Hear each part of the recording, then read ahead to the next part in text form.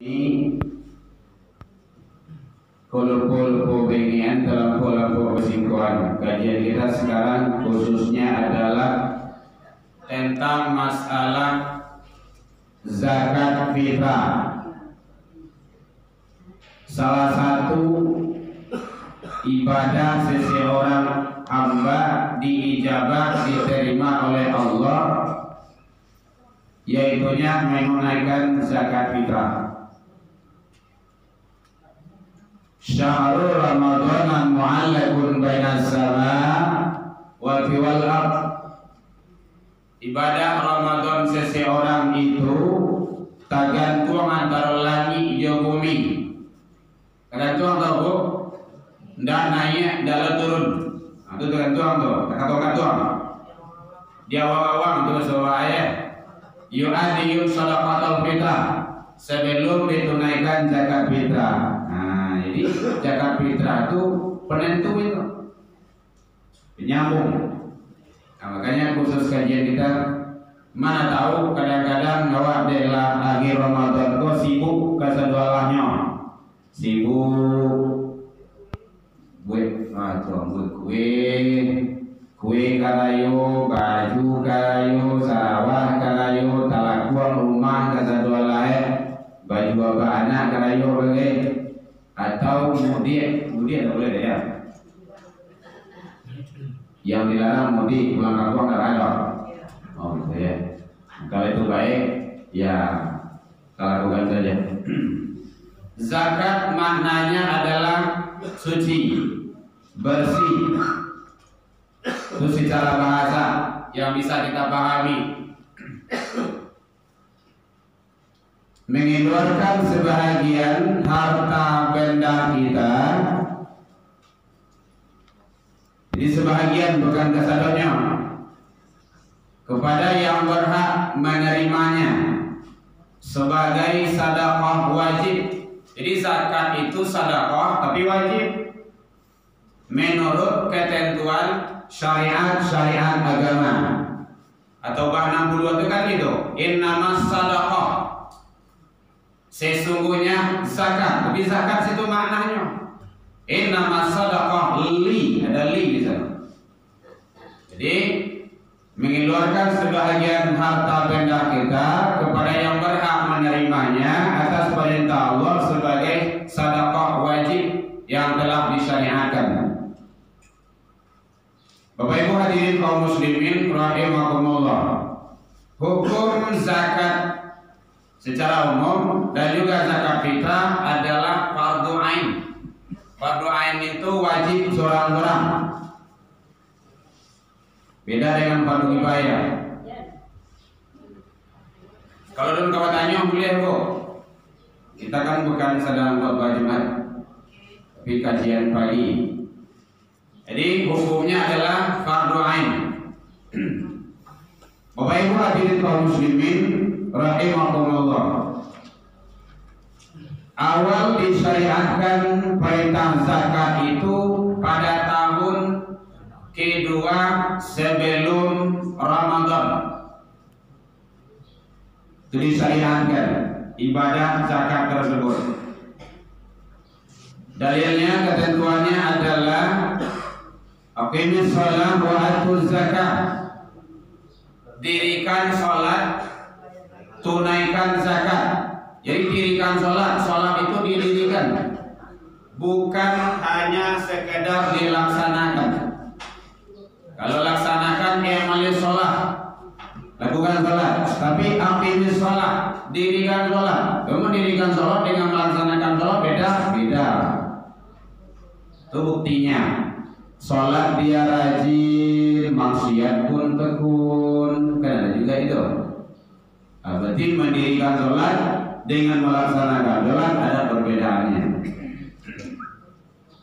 Bapak Ibu hadirin kaum muslimin, kemudian dalilnya termasuk khudz min amwalihim sadaqah tutahhiruhum wa tuzakkihim biha. Khudz min amwalihim, ambillah, itu perintah bil amar itu, dari harta mereka itu sebahagiannya waktu zakihim untuk membersihkan dan menyucikannya. Ternyata zakat itu menyucikan harta yang dititipkan Allah kepada kita.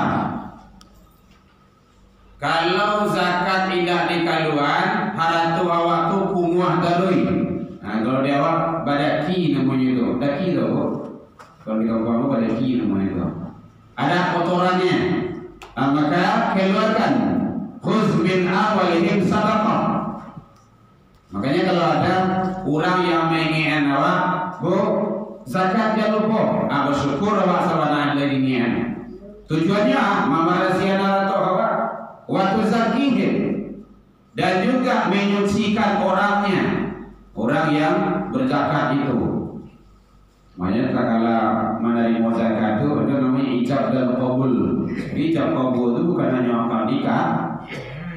Ajarakallahu fima a'taita wa barakallahu fima waqaita wa ja'alallahu laka tahura. Itu yang menerima zakat seharusnya harus tahu itu.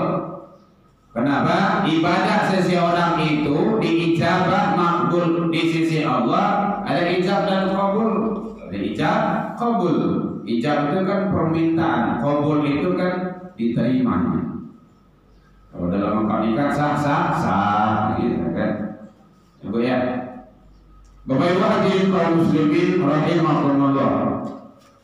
Orang yang tidak berhak menerima zakat, kan perlu tahu ya waduh. Satu, keluarga Bani Hashim, keturunan Nabi, tidak boleh. Yang kedua, orang kaya walinda boleh. Itu nggak berhak menerima zakat itu. Yang ketiga, orang dalam tanggungan kita. Siapa dalam tanggungan awak? Anak awak zakat ke anak, tidak boleh. Ayah awak, jomande awak, seorang anak zakat kepada ayah dan ibu, tidak boleh. Kenapa? Ayah dan ibu itu bukan zakat yang akan diberi setiap hari, tanggung jawab awak. Jadi orang yang tidak berhak menerima zakat. Nah, siapa saja orang yang dalam tanggungan awak itu tidak berhak menerima zakat. Termasuk juga yaitu yang tidak berhak menerima zakat hamba saya, budak. Kalau zaman ini kan budak tidak ada lagi. Yang ada zaman ini kan pembantu. Masuk aja warga, kebutuhannya sama ya. Cuma ekonominya juga beda. Termasuk orang kafir. Orang kafir tidak berhak menerima zakat. Kalau bahasa sosial boleh lah, tapi zakat tidak boleh. Karena ada tujuan-tujuan ibadah di dalamnya. Ada katanya bu, boleh. Orang itu ibu lupa. Ini kaji serius kok. Ilmu, tidak kaji gara-gara. Orang kafir itu kan kita tidak bisa mengetahui di KTP-nya Islam. Gimana kita mengetahui dia itu orang kafir? Apakah karena dia tidak pernah datang ke masjid? Ya. Atau karena dia sering apa yang menyalahnya atau gimana menurut kafir yang sudah Oh gitu. Kafir itu luar dari Islam. Oh, luar dari Islam. Ya. Kalau syahadatnya, sekali semua itu syahadatnya, sekali semua itu. Itu berhak dia itu dari segi hak. Tapi kalau tak sama sekali, tak boleh, tak ada haknya di sana. Nah gitu. Ini ada bilik ketik, ada bilik kedang. Tapi kalau seandainya dia sudah Islam dia, sudah Muslim dia, apalagi kalau ditambah dengan identitasnya, nantilah dimanfaatkan atau tidak. Ini kadang-kadang identitas kok kan ada dimanfaatkan dulu gitu. Nah gitu.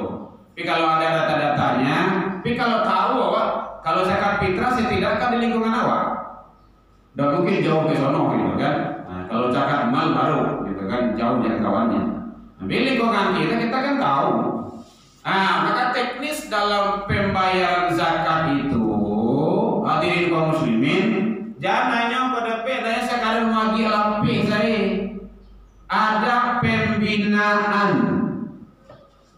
kumpul Kalau di kampung-kampung kita seperti itu, dikumpul, lu kayak gitu tuh. Nanti mereka dinasihati, diarahkan. Lai rajin datang ke masjid, lai ada wirid, lai mengaji, gitu. Itu pembinaan namanya tuh. Kau udah terdengar ikut apa? Om, mama, tuh si anu itu jarang kau wiridnya tuh. Dan namun si Allah ada, gitu tuh. Kau nasihat masuk situ. Jarang wirid ya, rajin nih. Sudah lagi saudara. Itu kan sebenarnya memberi motivasi agar dia ibadah.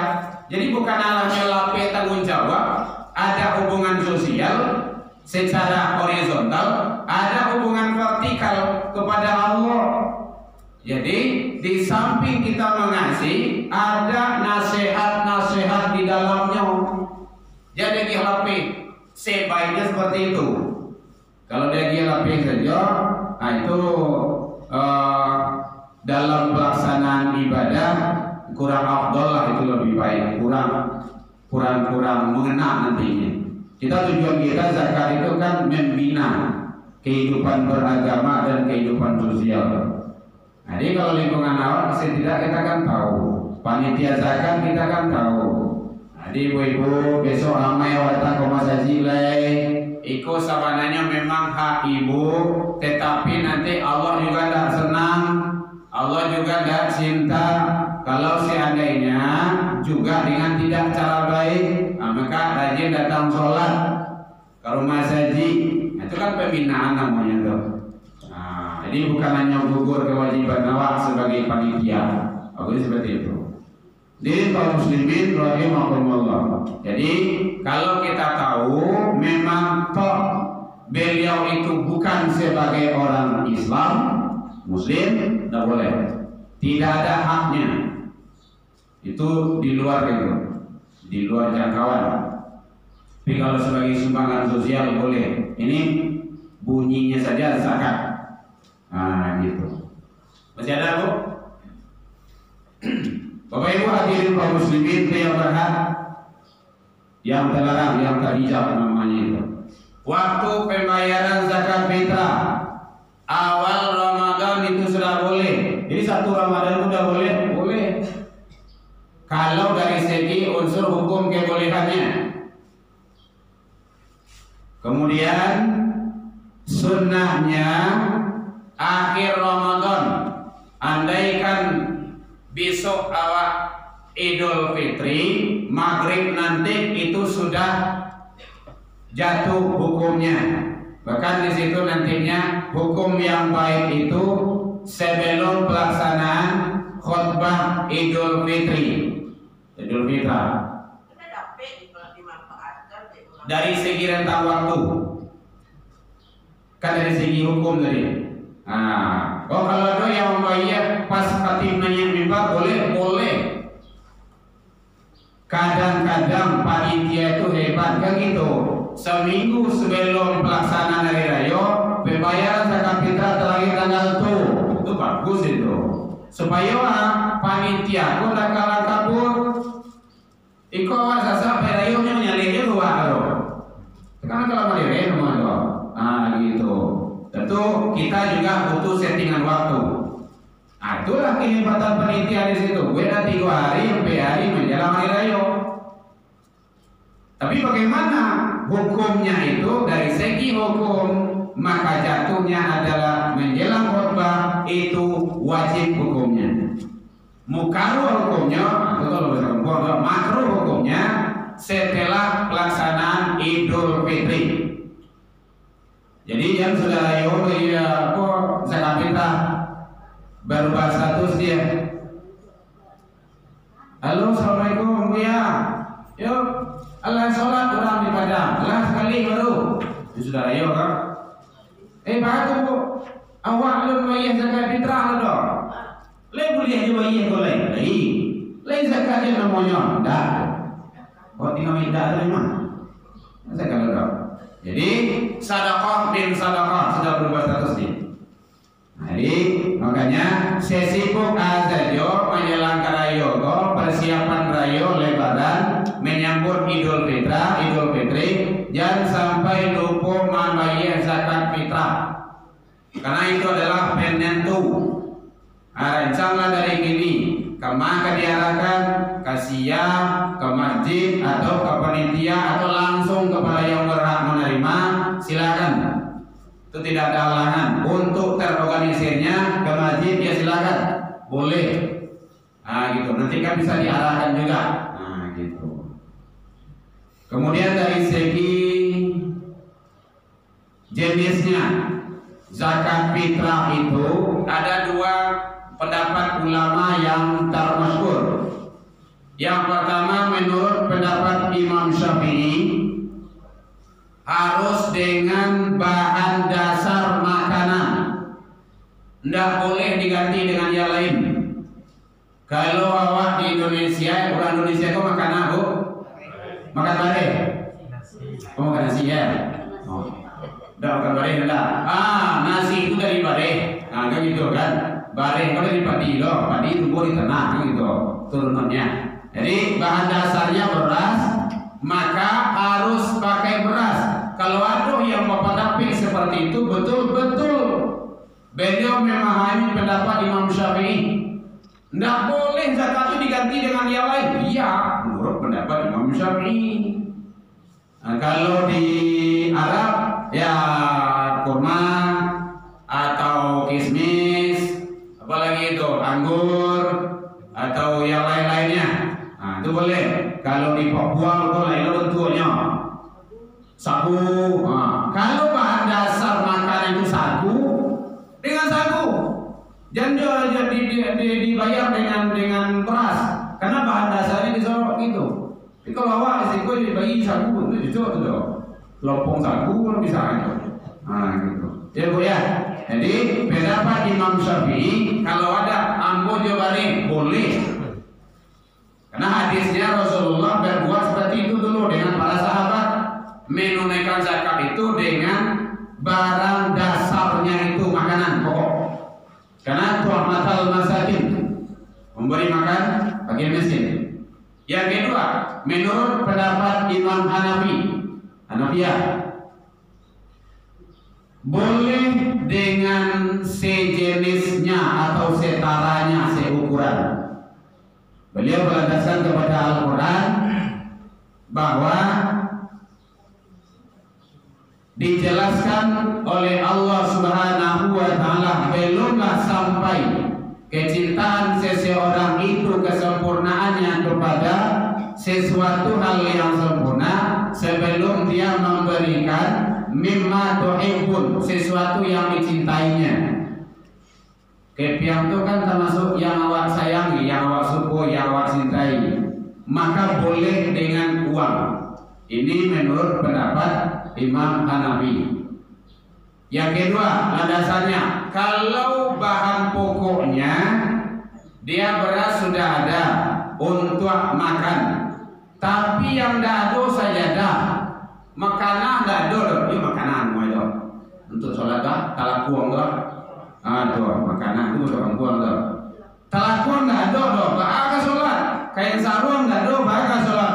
Boleh dikasih uang untuk membeli talakuang itu seharga dengan beras tadi itu.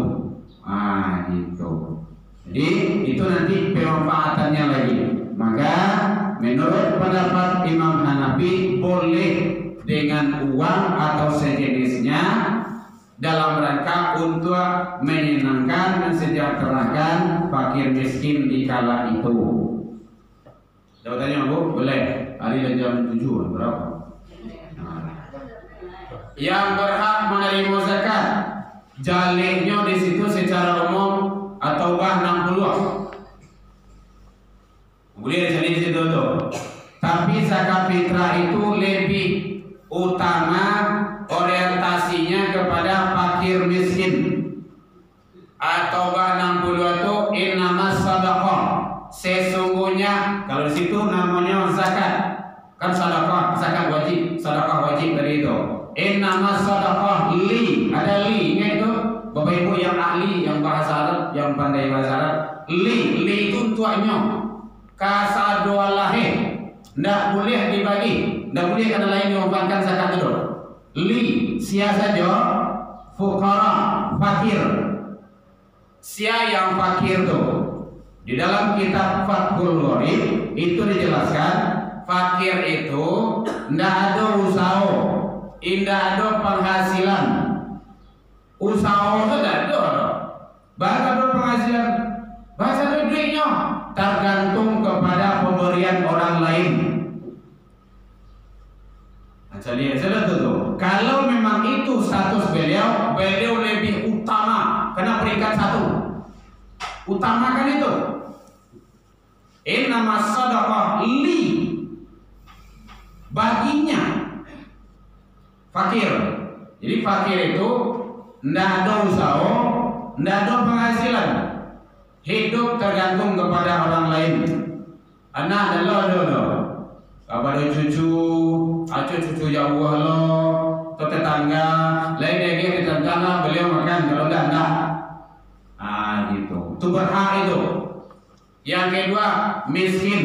Fakir, miskin beda. Siapa yang miskin tuh ada usaha, ada penghasilan, tapi penghasilan tuh tidak cukup untuk kebutuhan makan, bukan untuk membayar kredit motor. Beda tuh. Itu miskin. Ya Bu ya. Terang Bu. Nah, kita akan menjelaskan saja supaya tidak rancu. Kadang orang kan menyamuan fakir miskin, itu beda itu. Jadi miskin itu ada usaha, ada penghasilan, tidak cukup untuk makan kehidupan sehari-hari. Contoh, mohon maaf, mohon izin ya Bapak Ibu ya. Beliau karajo serabutan, mungkin karajo beliau mandayong beca, penghasilan 5.000 sehari. Nah sisa ini 20.000 sebungkui. Iko 5.000 seharinya. Contoh kalau ada kayak gitu tuh. Itu berhak beliau itu. Makanya Rasulullah, sahabat ini zakat keluarkan, berikan kepada fakir miskin. Keluar bagikan. Sudah ya Rasul, sehari sampai ke pulau Sosono, kata Rasul. Balik lagi. Sudah ya Rasul, saya lihat di yang begitu rendahnya, kadang-kadang ada orang miskin kok ndak namu memperlihatkan kemiskinannya dong. Itu namanya jaga wibawa. Itu bahasa Arabnya Bu. Jaga wibawa. Ndak mau beliau itu. Malah ndak makan beliau itu sehari 2 hari dong, masih sempat ketawa gelak tawa keluar. Ndak mau memperlihatkan kemiskinannya. Kadang-kadang gini kan sana orang miskin tuh, minta surat miskin, surat ini miskin, gede-gede miskin. Kalau tambah orang miskin di kelurahan tuh. Boleh, itu berdoa orang tuh jadi miskin itu. Nah, ini tak boleh. Jangan. Jadi oleh sebab itu kadang tak mau memperlihatkan kemiskinannya, padahal beliau itu tidak ada. Susah, itu berhak kasih, karena itu hak mereka. Walau yang tidak minta, ingin itu, walau yang tidak minta, kadang tak mau dia minta itu. Nah, jadi oleh sebab itu, mari kita kemudian yang lainnya, nyontoh 8 itu, amil, mu'alaf, gharimin, bukan garim ya, gharimin, orang yang berhutang pada jalan Allah. Kalau garim ini kok petugas masjid, tanggung jawab bahasa mulut. Nah gitu. Gharimin itu orang yang berhutang. Ada fisabilillah, pada jalan Allah. Ada ibnu sabil. Ibnu sabil itu anak yang dalam perjalanan menambah ilmu agama pada jalan Allah. Ambo dulu sampai kuliah, lah tamai kuliah masih dapat di kampung Bapak Ibu. Kenapa? Karena sekolah kita itu sekolah agama. Jadi dia berhak katanya. Walaupun tidak minta dia. Nah, jadi segi hak. Ya seperti itu. Memang ketentuan seperti itu. Nah, jadi seperti itu. Malah lebih ini sudah lagi itu. Nah, jadi oleh sebab itu mari kita hati-hati juga dalam pelaksanaan. Kemarin ada yang nanya di Tanah Sirat, kalau kakak awak atau saudara awak boleh awak berzakat. Kalau beliau itu golongan miskin, boleh. Awak punya kakak balimo, kakak nawak nan tuwo, satunya kan duit bawah ekonominya, payah suami lama meninggal lo, anak 10 lo kan digadangan, karajo lo ajo lo. Berarti golongan beliau itu adalah miskin. Boleh. Bahkan itu adalah lebih penting. Qarib, nyodok qarib, ada kerabat. Qarib itu yang daki. Santuni yang daki dulu. Baru kerabat, gak berjarak sedikit. Lah selesai di situ, kok daerah mana kok? Koto malapa kok, ndak ada nggak dia kia nggak pakai miskin kok. Aku lihat penjajar Quran ini. Kau mana tahu? Ada pernah ikut konser kok, maka sudah beranjai. Gitu. Buya, kami lah sejahtera sedonya. Tetapi Buya ada tak siap dibantu. Contoh kayak gitulah gitu kan. Jadi qarib dulu, utamakan yang terdekat, lingkungan masjid. Gitu. Kan ada kakak, ada ete, RW semacamnya. Itu kerjasama dengan hal seperti itu. Jadi qarib, baru kerabat. Yang laki baru gak jarak sih. Baik, Bapak Ibu, mohon izin, mohon maaf, agak tambahkan rokat Ibu sekedar gitu kan. Biasanya gua mengaji ya 2 menit Ibu. Baik, karena dalam penyampaian aku tadi kurang lama manihe si bawang dek kurang lebih dalam biji dek kurang kuning atau masakan kalau dia matang maafkan anggota kami itu. Lain dimaafkan Bapak Ibu hadirin. Ya, maklumlah. Mungkin tak dorong di lupatan numpuk di kaki dan kapatan tak ada tupai dan tagawah yang paling hanyalah Allah. Salah ke Allah kita tobat, salah ke manusia saling maaf memaafkan. Karena kita akan lebaran, taqabbalallahu minna wa minkum. Saya hanya pagi ini aja di sini karena dulu Ustaz Yulisman menelpon kebetulan udah penuh. Dan untuk tahun sekarang 2022 juga udah penuh. Jadi mohon izin sundaikan kita ketemu lagi pada tahun-tahun berikutnya. Tapi mudah-mudahan Allah izinkan kita selalu ketemu dalam ketaatan kepada Allah Subhanahu wa taala. Ila liqa fastabiqul khairat wa billahi taufiq wal hidayah.